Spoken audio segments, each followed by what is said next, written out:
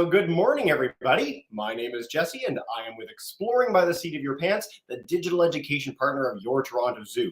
If you're joining us for the first time in one of these joint broadcasts, we are all about bringing conservation, adventure, and science into classrooms around the world. And I just want to give a special shout out to all our friends, families, teachers galore all over the continent that are joining us today, both live and on YouTube. It's such a privilege to have you and so exciting to get to showcase such an amazing place doing such incredible conservation work with you today. So thank you all for being here.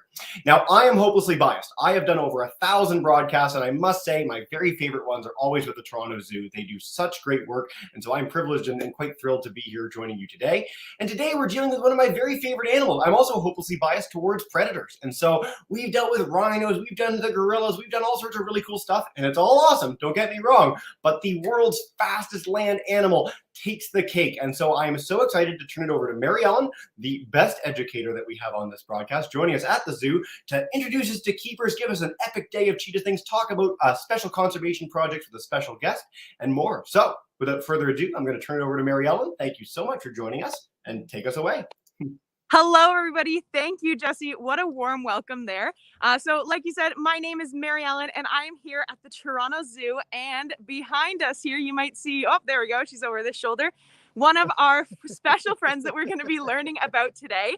So I'm so excited to be talking to you today about cheetahs and learning, because tomorrow is International Cheetah Day. And we thought we'd celebrate a day early to give you guys a little bit of information about these amazing creatures, why we should care about them. And then tomorrow on International Cheetah Day, I encourage everybody to find videos of cheetahs, to do more research about them, and find out why they are so amazing. So without further ado, I'm going to introduce you to one of my friends here who actually takes care of our cheetahs himself. So we'll be turning it over to Jason to learn about our cheetah behind us. Now, bear with me for one quick second. I'm just going to turn our camera around here so we can see Jason in the frame. So let me switch us here. Not as fast as a cheetah. Not as fast as a cheetah. All there right. We go. Hello, everybody. Welcome to the, I guess, World Cheetah Day Eve day. So this is the day before World Cheetah Day. And we are here with Amara, who is the youngest of the cheetah here at the Toronto Zoo. She is 4.5 years old. And, that makes her a mature adult cheetah. However, she still kind of has that like roundish teddy bear face and some of that shoulder scruff from when she was a cub, still like kind of like holding on, which is super cute. And Amara is also one of the favorites out here because she's so young. She's very interactive and full of energy, much like, humans and all other animals. You kind of, even for a cheetah, you slow down the older you get. So here at the Toronto Zoo, we have 3 male cheetahs and we have 2 female cheetahs. And the reason for that is we are hoping to participate in a breeding program. And so for that, you really need a selection for the girls. These guys are not the easiest animals to breed because their selective process is very, very, very picky. They're very picky selectors. So much like their diet, they're very picky. Much like their partners, they're very picky. So you need to have lots of options. And so we have Amara, and we also have Amara's mother still living here, Lainey. David and Clark are 2 males that we have that are just actually visiting us from Quebec to see if they would be possible suitors for our ladies here. And we also have Bakari, who is our resident male. So here, this area we're looking at the Toronto Zoo right now is the cheetah exhibit. So when you guys come visit your Toronto Zoo and you're walking around, this will be where you guys get to see the cheetah. As you can see, it's a nice big open area. We do run a lure through here in the warmer months so they can course their prey, so to speak, like they would in nature. And it is, we're set away from the public path because they are kind of more shy on the predator scale. They're kind of the lowest ranking predator on the open savanna. They do definitely get bullied by some of the other predators out there. So they are set back from the public path, but we have another area of the zoo that's kind of off the beaten track. It's not open to visitors, and that's where we would do our breeding because it's a quiet, secluded area, somewhere where they feel more comfortable and where we can spend more time kind of observing them. And so, we obviously there's lots of good parts of the job. Right now, just feeding the cheetah, running them on the lure, training them is always lots of fun. But there are some other parts of our job that maybe may not be so exciting to you guys. So in order to help breed these cheetahs, we need to know what their reproductive cycles look like. And so we have a lab on site where we take care of that, but they need biological samples to get that data. And so we have to come out every day and pick a piece of Amara's poop or Laney's poop and put it in a plastic bag so that they can extract the hormones from it. So, you know, for us, it's just like all in a day's work, but definitely when you're sharing stories from your day at work over the dinner table, these are the stories where you quickly realize that not everybody is a zookeeper. But yeah, all in the name of science and all in the name of baby cheetahs. So we're happy to do it with a smile on our face. So I think we're going to be learning a lot about cheetahs over the course of this program.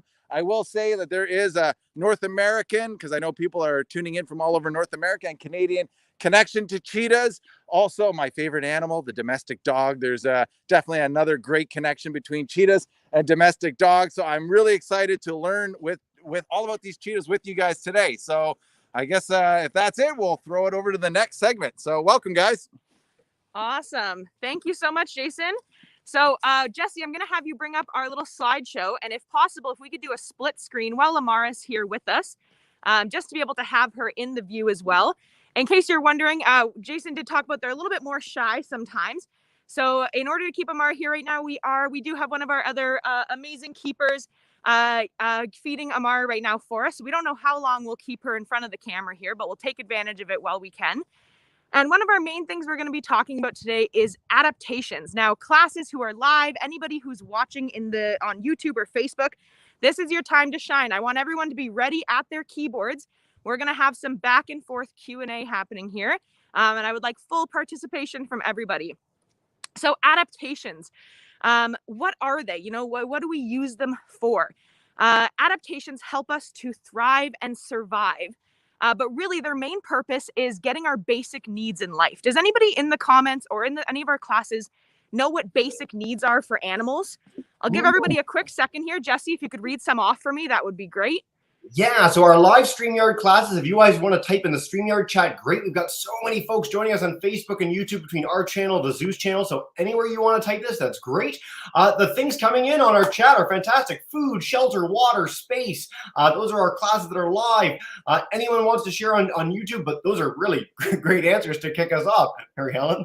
Those are perfect. And that was almost all of them. The only one we are missing there was water. So every single animal here on planet Earth needs 5 basic things to survive. You need food, water, shelter, space, and air. So air to breathe, you need space to live. We talked about the cheetahs having a big enclosure here. Their food, Amara's currently eating some meatballs and chunks of meat there. So that's her food source. She is a carnivore. My personal favorite food is pickles and cheese. I don't know if anyone else shares that very odd combination, but that's my personal favorite. We all need water in some source. Some of us drink water from a glass. Some of us get it from our food sources if you're eating a lot of leaves and vegetation. And you need shelter. Here in Toronto right now, it's pretty cold. It's pretty chilly out. And so in Amara's habitat, there's actually a shelter over there and one over that way with heated pads in it. So they're actually electrically heated, so that the cats, if they do get chilly, because they are a savanna animal, they can go into their den and be nice and cozy warm in there. So these are our basic needs that we have, and everyone can think about their own basic needs. Jesse, I'll have you put the next slide up there. So adaptations help us to get our basic needs, and there's kind of 3 main types of them. There's behavioral, physiological, and physical. And when you think about them, they all kind of make sense. Behavioral is something that we do. So some sort of behavior that we have or we do. So think about animals who sleep through the winter in a hibernation or dormancy. Animals who migrate like geese or butterfly. Those are all behaviors that they do to help them survive. Physiological ones are more of that internal sixth sense that you have. If you have a fear of something, that is a physiological adaptation that you have evolved somehow with or developed over your life. You know, if you're scared of snakes or anything like that, or reptiles who need to bask in the sun in order to thermoregulate their temperature inside their body. These are all types of adaptations. And then physical. So animals who change the color of their fur based on winter versus summer to help them camouflage. Camels have a split upper lip. They're one of my favorite animals. They're pretty cool. And they are able to drink their own snot to conserve water, which might be my favorite fun fact ever. But that is a great example of a physical adaptation. Now, if we go to our next slide here, we're going to see what the cheetah's adaptations are. Now, we kind of already mentioned here, we do run our cheetahs on our lure, and we're going to show a video of them running in just a moment here that we've been gifted by our special guest as well today, because Amara is probably not going to run for us today here. But cheetahs are built for speed, and they have several adaptations that help them with this. So if we look at our slide here, we can see we have a photo of lungs. They have really good lungs and a heart. If everyone takes a big, deep breath in with me, you need that oxygen in your muscles in order to run, and their lungs are super efficient, which means they get a lot of oxygen in order to help their muscles. That squiggly line on the screen, that's to show their flexible spine. So if you twist back and forth at your seat right now, or maybe bend forward or back, your back moves in different directions to help give you that ability to walk or to move around. Cheetahs are very flexible, so they can do fast turns. And when they start running, they actually pull their body close in together and then expand it out, just like in our two photos there. Now, I also have a pair of cleats on there. If anyone's ever played soccer or maybe football before, you wear cleats when you're running in the grass to help give you grip. Now, something that's really cool about cheetahs, they're one of the only cats in the world where they have claws, but their claws are out all the time. So they have to have their claws out, and when they run, it gives them traction, just like your cleats do, to help you when you're running in soccer. Now, if we look a close-up on their face there, I have a black line. That shows us that kind of black stripe that goes down their face. That helps them to fend off any glare from the sun. If you're out on a sunny day, you might need a baseball cap or sunglasses to help. Their eyes can kind of help protect from that already. So all of these adaptations, and they have so many more as well. Their tails are incredibly useful for them. It helps them to run. So let's play that video, Jesse, if you have it ready. And we'll watch these cheetahs in action. Perfect. I'll just pull that up. And while I'm pulling it up, I'll note that the general YouTube commentary is ew and disgusting, which I don't know whether that's the camel snot or your snack choice. But we can ask and find out more about that later. Let's get our running video. We got a lot of videos for you guys today. Perfect. There we go. And let's play that. Amazing. So when we see a cheetah run, we're seeing them contract in and then burst out with all of this energy, and their muscles are perfectly designed for it. And they have that big, long, heavy tail that acts as an anchor for them. And that tail allows them to stay steady when they're running straight, but also helps them to turn really quickly if they have to. So you can see in slow-mo there, an amazing, amazing shot of cheetahs running. It's absolutely incredible. I love their back legs coming out in front of their front legs to propel them that much further forward. It's wild to think about. Oh, yeah. It's one of those things where I'm happy that there's so much distance between us right now, because I would definitely lose in a race if I had to race Amani right now. Or Amara. Amani's our giraffe. We love Amani too. But we do as well. Right. All right. So now this is where we're going to get some answers and questions from our audience. So we'll go to our next slide here. Got a little bit of a guessing game for everybody. We just talked about how they're built for speed. So I've got a couple Biofax skulls that I've taken photos of. Now, for anybody who hasn't seen us use Biofax before, they are called biological artifacts. And what they are skulls primarily, but sometimes claws or furs as well of parts of animals. Now, here at the Toronto Zoo, we have a very special license that allows us to use these Biofax for educational purposes. The majority of the general public is not licensed to own or have any of these in their own public or private property. And I always just like to say that because some people are a little concerned when they see our skulls. None of our animals are being killed for them, but when an animal does pass away, sometimes we're able to keep part of them to help in educational purposes, as well as some of our skulls are what we call replicas or bone clones. So some of them are not real as well. So that's my little PSA there for our Biofax. but I want in the chats right now to see if anybody can guess what this animal is. We're going to have 3 guesses, and then I'll reveal the answer. There's 3 skulls to guess at, and then we'll reveal the answers. And I'll give some clues as we're going through here. Take a look at their teeth. That's a pretty big clue for kind of if it's a herbivore, omnivore, carnivore.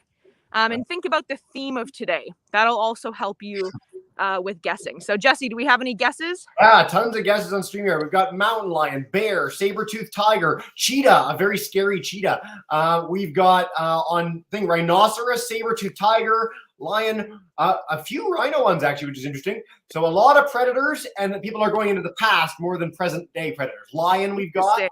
Yeah. Okay, I like it. All right, those are good ones. Let's go to the next slide. I'll reveal all the answers at the end. Okay. Who do we think this one is? Ooh, it's close enough that I think we're going to get some similar answers. This is fascinating. Okay, does anyone think the same, a little bit different for our second one? What do we think? Tiger, okay. Lions and tigers and bears, oh my. Saber-tooth again. So now we're back on the saber-tooth train together. Dinosaur, yes, I like it. Cheetah, lion, we got rhino again, maybe without that horn. That's interesting.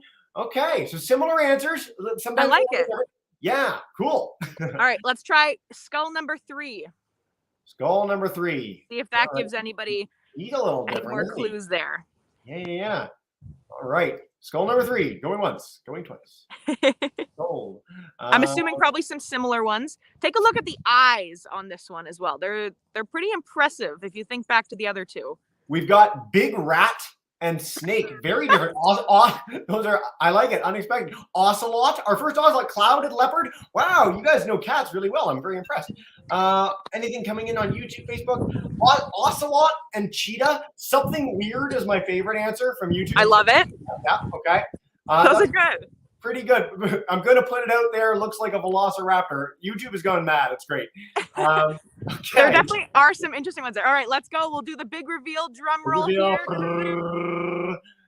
Okay. There we go. So our first skull was an Amur tiger. So I did hear some good guesses there. So an Amur tiger is actually the largest species of cat. So that's our biggest skull.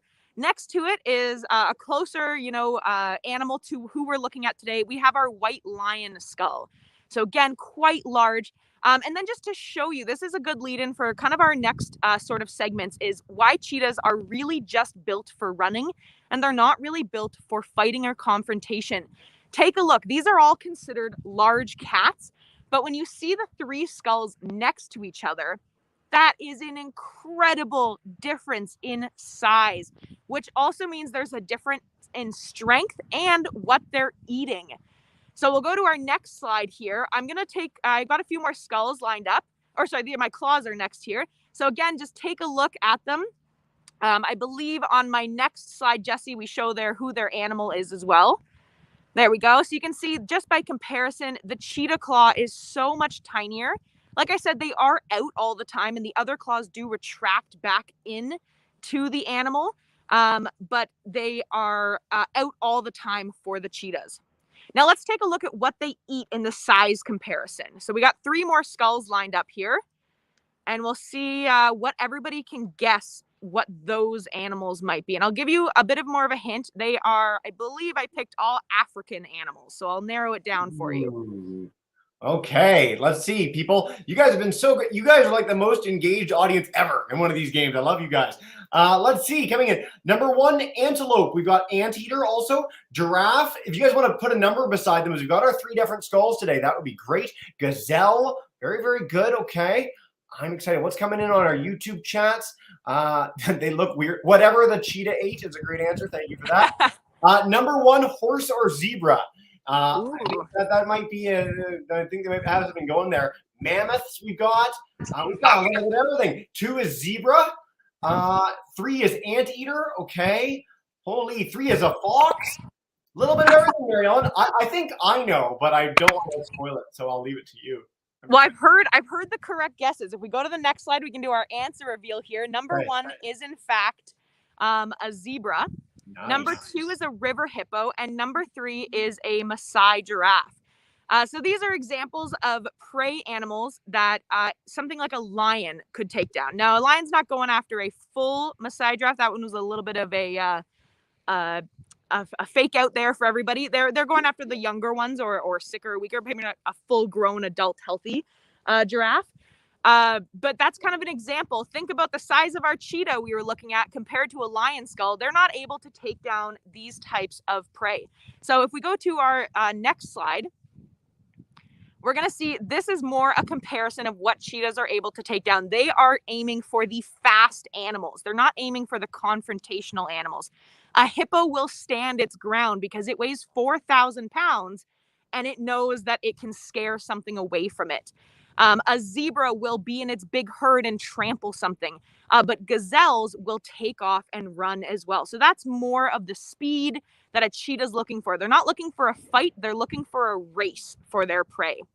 Now, just because I think the skulls are so cool, before I pass it off to our next guest, I have one more bonus skull for everybody to try and guess what it is, because I just think it's one of the coolest skulls we have. Okay, I'm excited. Ooh, look at that guy. Yeah, so who do we think this skull is? Now, take a look at the teeth, but notice that they're a different color, than what the other teeth we've been looking at are.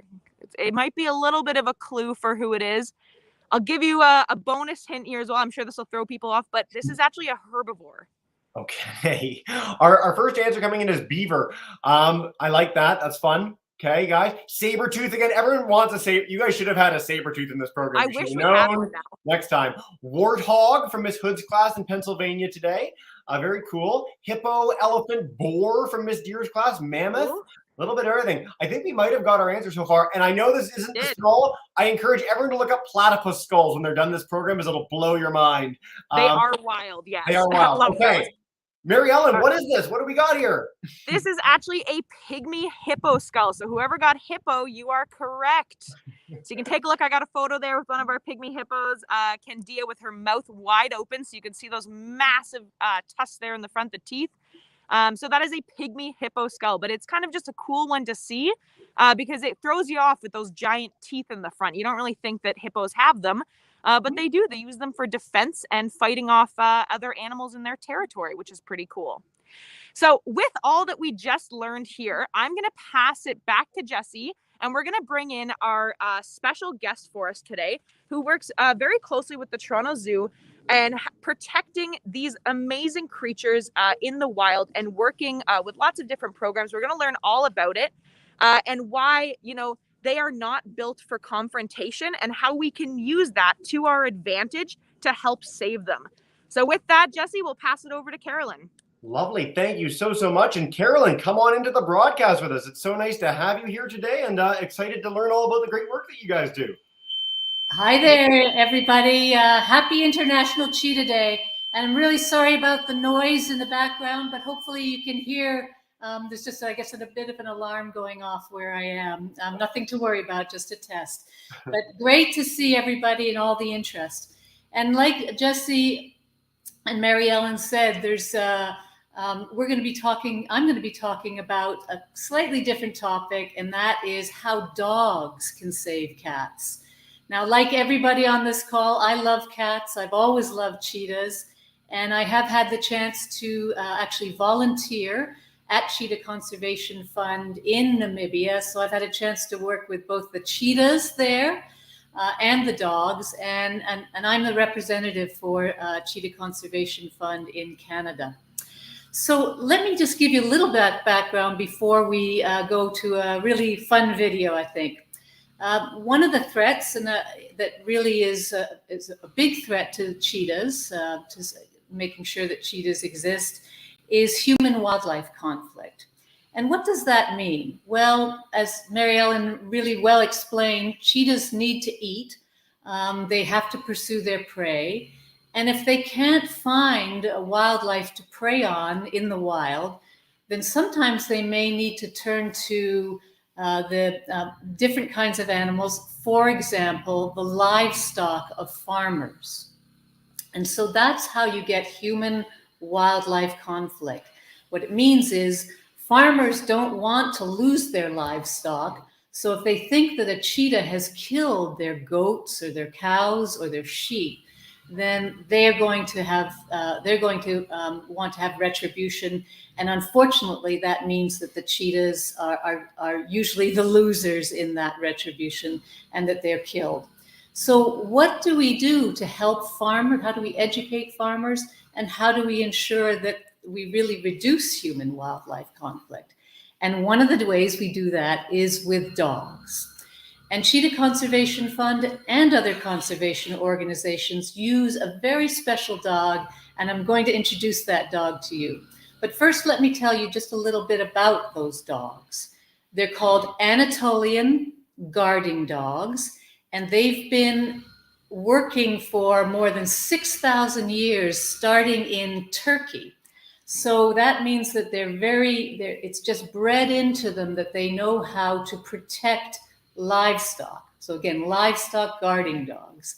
And they are, because they have been bred to work in very rugged environments in the mountains, they're very strong dogs, and they grow into big dogs. They're fantastic for helping the farmers and really helping the cheetahs at the same time. So Jesse, if you can just put up the video of these, you'll see they're puppies and they become dogs. We're going to see both of them. And I'm just going to do, just before we start, just do a quick narration on this. There's no sound from the video except me. So enjoy this. You'll see the dogs grown up with the farmers, and you'll also see them as puppies and how they explore the world, and how they then become dogs that become very useful to the farmers. And hopefully I can tell you why as we go through. So here we have a farmer with his livestock guarding dogs. You see how big they are. They're very comfortable with the farmers. And you can see they are behind are the livestock that they guard.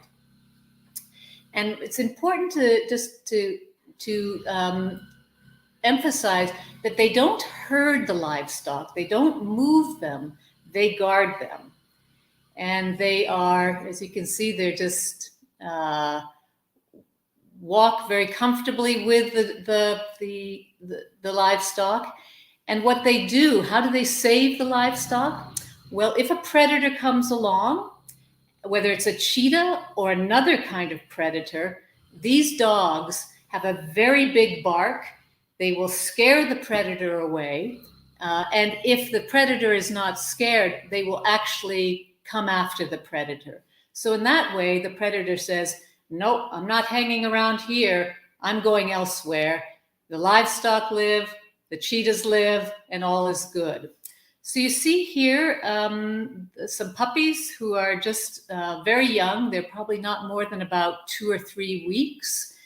They're born in litters of anywhere from 2 to 6 or 7 puppies. And they're learning their way around. That's their mother just in front of them.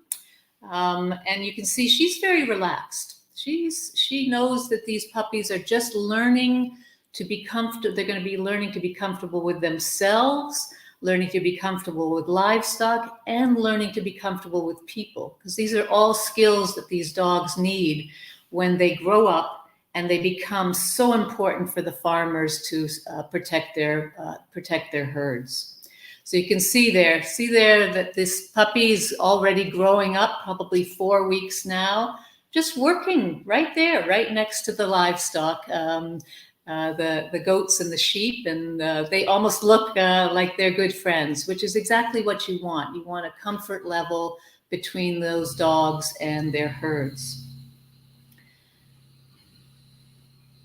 And they're just getting very comfortable, all the sights and smells that they'll be encountering when they go out to the farmers. And so as these puppies grow, once they become about 8 weeks old, just still pretty young, they go out to the farmers, and the farmers then start to train them with the help of Cheetah Conservation Fund, so that these puppies at 8 weeks start to grow into being able to be fully capable of working with a herder, a human herder, and guarding those livestock. and they'll spend a great deal of time with the livestock, following them around, making sure that nothing is happening, keeping predators away. These dogs are tough, they're strong, they're very used to working in both hot and cold environments, so the mountains of Turkey and the deserts of Namibia.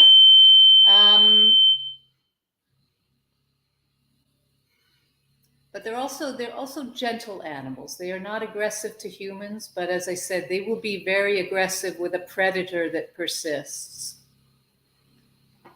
If you could hear them bark, they've got very loud, big, scary barks. So again, the cheetah will look at a big, scary bark and say, "I'm out of here." And then again, that protects the livestock and makes everyone happy and reduces the human-wildlife conflict. And I think you could ask, some of you might be saying, well, how much does it reduce the conflict? What the experience of Cheetah Conservation Fund is that human-wildlife conflict, again, one of the biggest threats to the cheetah's existence, one of 3 or 4, up to 80% reduction in deadly human-wildlife conflict. So these dogs become really partners with the farmers, and Cheetah Conservation Fund works very closely with the farmers. Once the dogs go out, Cheetah conservation teams work consistently with the farmers. These dogs are vaccinated. They're all taken care of. All their veterinary and medical needs are taken care of. And Cheetah Conservation Fund team makes sure that they're checking in very regularly. So that after the first month when the farmers get their dog, after 3 months, after 6 months, and then once every year on an ongoing basis. Just one thing to add, there are now about 200, right now as we speak, about 250 dogs that are out there with farmers across Namibia. And over the entire time that Cheetah Conservation Fund has been running this program, they've placed more than 650 dogs, these wonderful dogs that are out there helping farmers protect their livestock and also helping make sure that the cheetahs are protected in the wild. So I'll stop there and happy to answer any questions as we go through. And again, apologies for the alarm.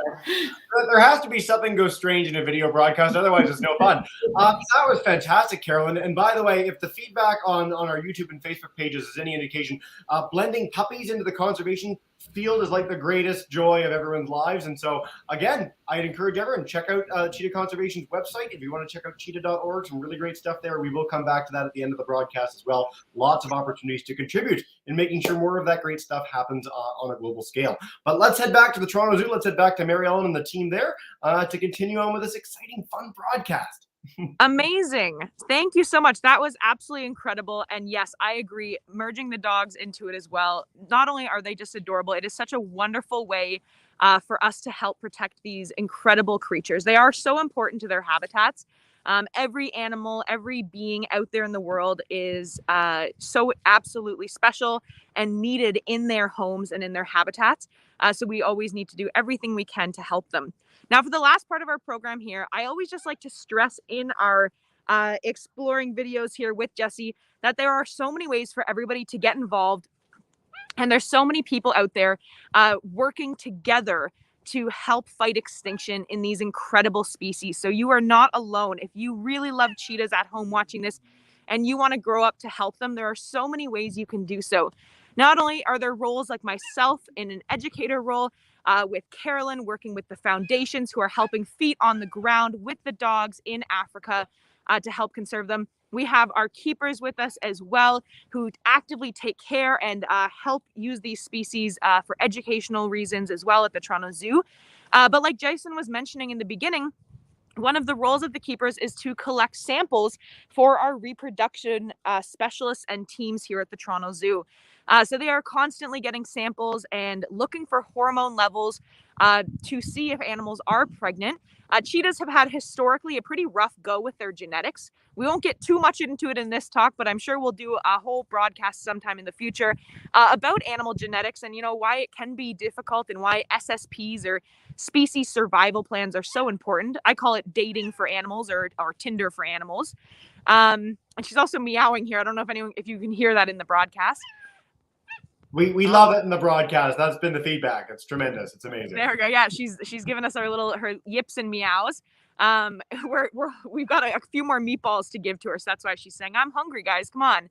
I need my basic needs here." But there's so many different ways for everyone to get involved. Our reproductive teams, even our nutrition staff. If you have a passion for food, we have staff here. The food that we're throwing her comes from our nutrition center here at the Toronto Zoo. So there's just an amazing array of ways to get involved and help out with any species in need.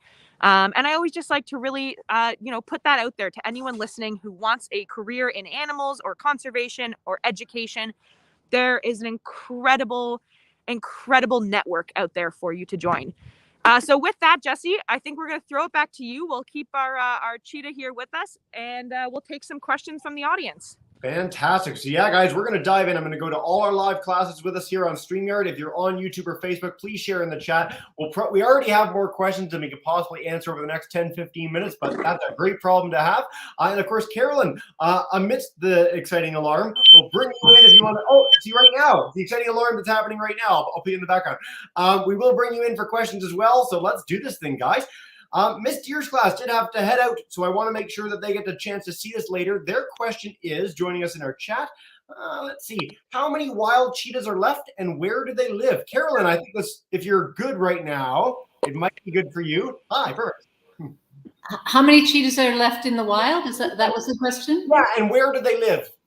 Well, there are about just over 7,000 cheetahs left in the wild. And they are, the majority of those cheetahs in the wild are in Namibia, which is in the southern part of Africa, just the bottom of the continent. So Namibia, South Africa, and Botswana. Again, that's where the majority are.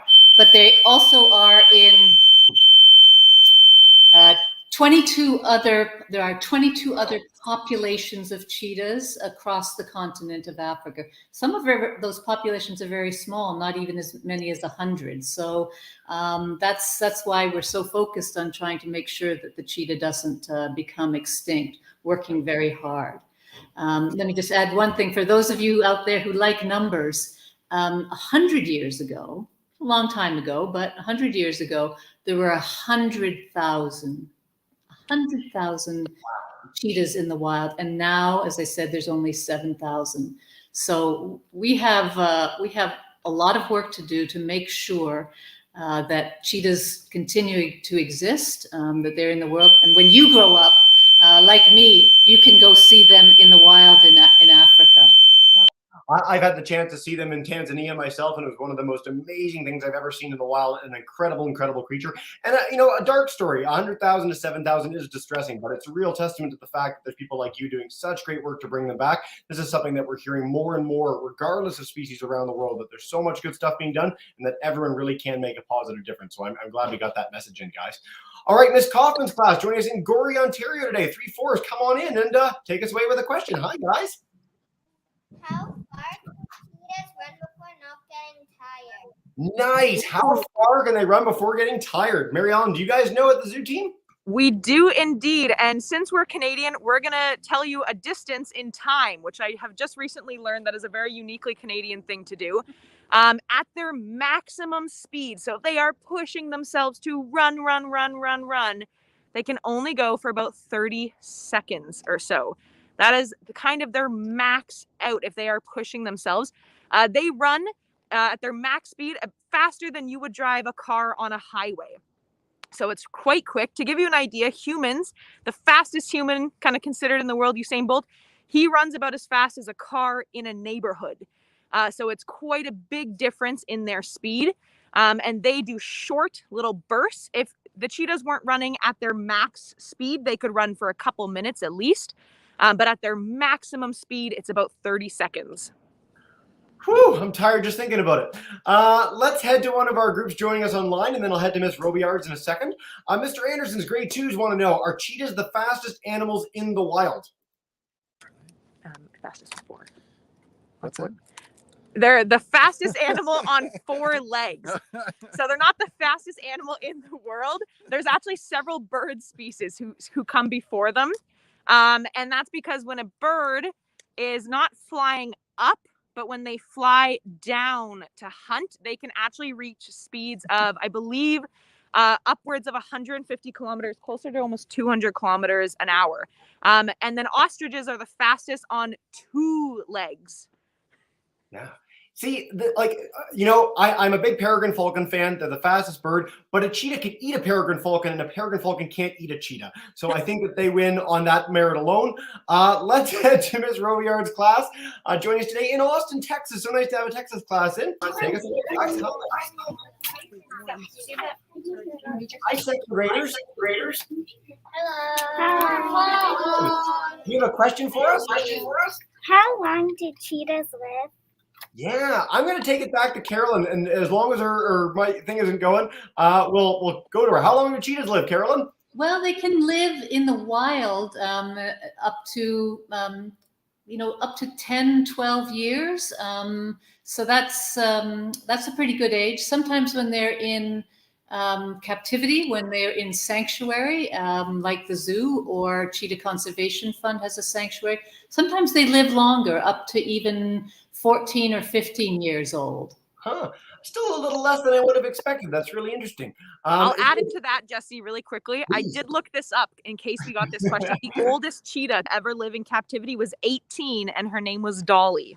Ooh, okay. There's a magic sheep. There's a long-lived cheetah. Dolly's a good name, apparently, in the animal world. The cheetahs live fast, die young. Yeah. That could be our slogan for our next program. Mrs. Agrito's class joining us in Burlington today, right down the road from where I am. If you guys want to unmute your mic and come on in, you are good to go. I'll wait for you guys to do that in the background. I can come to you guys and just, there we are. Hey, Mr. Agrito's class, welcome in. Let's pull you guys up. Hi.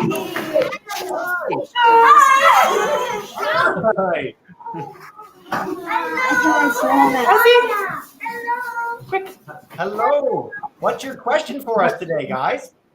Why do people hunt cheetahs? Isn't it illegal?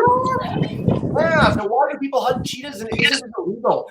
Carolyn, I'll bring you in too as well, so you guys can both field. Yep, people do hunt cheetahs, and it is illegal. It is legal to some extent because in some countries, in Africa, there are actually what are called permits to hunt cheetahs, and they have a number of permits. And that means like you have you have a written document that says, yes, you can hunt a cheetah, but they're limited, very limited number. But illegal hunting, if you don't have any kind of permission, is definitely illegal and definitely not a good thing. Great question. Yeah. All right, let's head to Miss Bouchard's class. They're joining us today in Pincourt in Quebec. Welcome in. I just unmute your microphone and then we'll go to Miss Russet to wrap up in a minute. Time flies when you're having fun, people. This is great. But Miss Bouchard, come on in. Unmute. More fun that way. We can hear you better. There we are. Hi. All right, go ahead. Okay, she's asking a question. What kind of other cheetahs are there in the world? Ooh, are there any other kinds of cheetahs or subspecies or anything? Zoo team, I'll leave that to you guys to start. And then Carolyn, if you want to chime in too, great.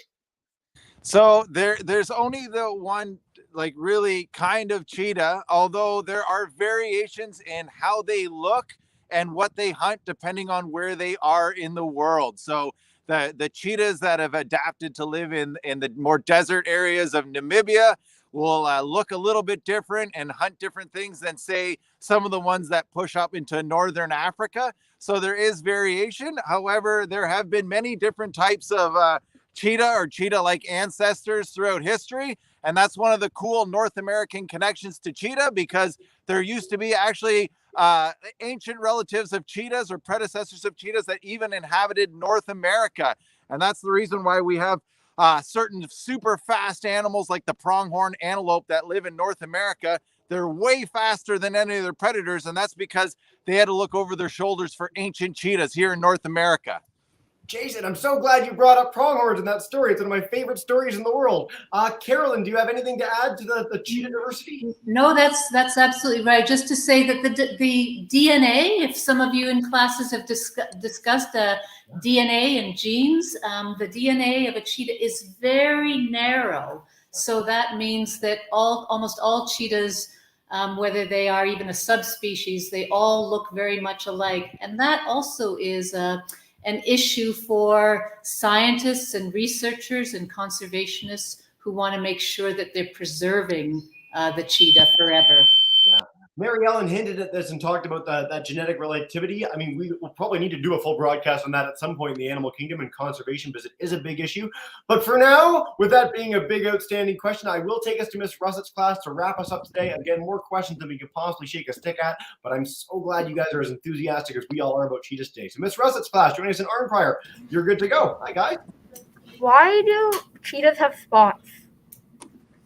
Ooh, good question there. So what here? I'm trying to get Jason and I both in the film there for the final question. Why do cheetahs have spots? Yeah, a lot of animals have kind of unique markings on them, and we're not always exactly sure why they have them. For cheetahs, actually, though, it can help them a little bit with their camouflage. So right now, it's quite easy to see our cheetah. She's, if I can find her in the camera, I just said that, and now I won't be able to see her. Oh my goodness, You I had can't. her on your finger. Oh, there she is. Yeah, Yeah, she's right over there. See, that's how camouflage she is. She blends in with the green grass. Good That's job. amazing. She's so camouflaged right behind us there. But when they're in trees and thickets and things like that, the spots help break up their body, and they are able to blend in a little bit more for sure. It's also when they're babies. So cheetahs have a very high, or I will say it a nicer way here. They don't always survive that well when they're babies. They have a very hard time. The first 3 months of their life are very critical for them. And they can be predated. So they have these spots on them to kind of camouflage them into their dens. As well, it makes them not look like a cheetah. So they look kind of, like a bigger, kind of buffer animal that maybe something won't want to attack and eat them when they're just babies as well. I will also add one thing. The cheetahs, they are noted for their spots, but some of the coolest parts of them are their stripes. So they have those stripes that we talked about under their eyes that help with the sun's glare when they're chasing down the animals. And the ends of their tail always terminate in little bands or stripes. And those are usually unique to each cheetah. Some might have 3 and another one has 3, but they're very unique. It's one of the ways us keepers are able to tell them apart if they're together by the stripes on their tail. So although they're noted for their spots, their stripes are some of the coolest parts about them. Jason, Mary Ellen, Carolyn, I just want to say to all of you, this has been like the most enthusiastic program I've done in ages. You guys are all so knowledgeable. This was so much fun. We got a chance to see cheetahs and conservation in so many different ways. So thank you all for joining us. It's been such a pleasure and a privilege. Classes, if you guys have more questions, email them to me. If you've registered for today's program, get us those questions. We'll make sure that the teams here get a chance to answer them, because I know that you guys have so many more queries and we'd love to have you in. Here, I'll keep you muted, Carolyn. Then you're on screen with us. That's more fun. Guys, I do want to encourage everyone, check out torontozoo.com. They do amazing conservation work with cheetahs and all manner of species, really amazing digital education programs as well. And of course, Christmas is coming up. I know a lot of people in my life that, they don't want gifts. They want donations in their name. And so cheetah.org, amazing organization. Carolyn had the chance to showcase some of their great work today. I really encourage everyone to check them out and see more. So if you're on YouTube and Facebook, thanks so much for joining. As Mary Ellen and Jason know, and Carolyn is new to, what we do to end every broadcast, I'm going to bring in all our teacher friends to say a big thank you and goodbye. So Miss Kaufman, Miss Royard, Miss Secreto, Miss Russett, and Miss Bouchard, you guys are all in the session. Thank you so much, everybody. Thank you. Bye.